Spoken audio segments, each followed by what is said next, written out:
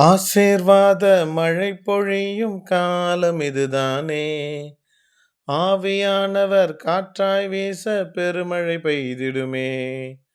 ஆசீர்வாத மழை பொழியும் காலம் இதுதானே.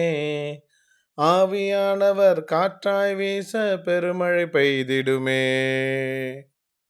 கடவுளின் உயிருள்ள திருவார்த்தை. நான் அவர்களையும் என் மேட்டின் சுற்றுப்புறங்களையும் ஆசீர்வாதமாக்கி ஏற்ற காலத்திலே மழையை பெய்ய பண்ணுவேன். ஆசீர்வாதமான மழை பெய்யும். எசேக்கியேல் 34 அதிகாரம் 26 I will bless my people and their homes around my holy hill, and in the proper season I will send the showers they need. There will be showers of blessings. Ezekiel chapter 34 verse 26. ஜெபிப்போம். அன்பின் பரமபிதாவே, வாக்கு மாறாதவரே, உமக்கு ஸ்தோத்திரம்.